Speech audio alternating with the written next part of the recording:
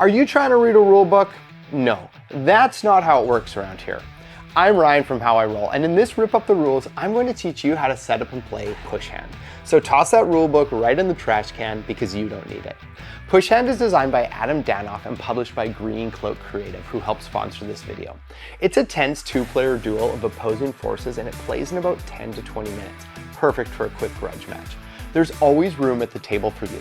So grab a chair with your hand and push it over to the table so I can teach you how to set up and play Push Hand.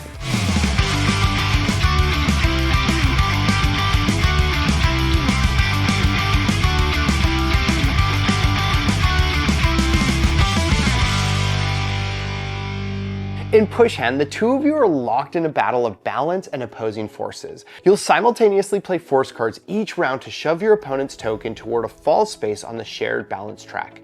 The first player to force the other player onto a fall space scores a point. Reset and keep going until someone reaches 5 points and claims bragging rights as the superior force wielder. Setup of this game is fast and straightforward.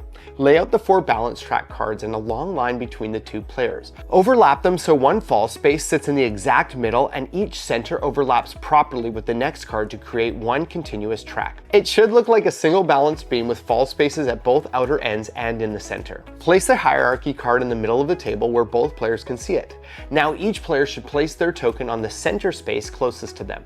And finally, each player takes one complete set of 4 force cards, which includes push, pull, rise, and sink, as well as a result card and a point tracker card. And with that, you're ready to clash. Push Hand is played in simultaneous rounds where both players secretly choose one of their 4 force cards and reveal them at the same time. You immediately resolve the outcome of these cards, which usually results in one or both players' tokens moving. If no token has entered a fall space, you both pick up your played card, put it back in your hand, and do this all over again. Rounds continue like this until at least one player's token has hit one of the fall spaces. Now the real crux of this game is how the various force cards react to each other. Each combination has its own unique outcome as depicted on this hierarchy card. So let me break this down for you right now. Each player has this set of 4 cards: push, pull, rise, and sink. Push cards are designed to push your opponent 1 space backward, while pull cards have the exact opposite effect and pull your enemy 1 space forward. The sink and rise cards operate as defensive or reaction cards. This hierarchy card gives a great visual overview of how these cards interact by showing what beats what, and these result cards give an even more detailed description. As I mentioned earlier, if you play a push card, it typically forces your opponent back 1 space. If the other player plays a push or a pull card, both cards have their usual effect. So in this situation, this player would be pushed back 1 space, and this one would be pulled forward. If your push card is met with a sink card, you win and your opponent is pushed back while nothing happens to you. However, if the opposing player plays rise, they win and move you 1 space away from your center spot. If you decide to play a pull card, its normal action is to pull your opponent 1 space forward. And again, if it's met with a push or pull card, both cards have their intended effect. So in this situation, you'd pull your opponent and they would pull you forward as well. If your pull card faces a rise, it wins and the other player moves 1 space forward.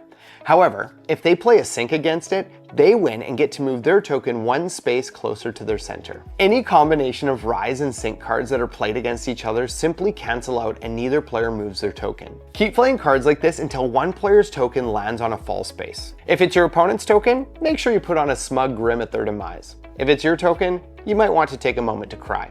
The player who didn't fall in gets 1 point, which they track with their scoring card. You then reset both players' tokens and battle again. If both players' tokens land on a fall space at the same time, it's an epic double knockout and no one receives a point. Reset the tokens and start a new round.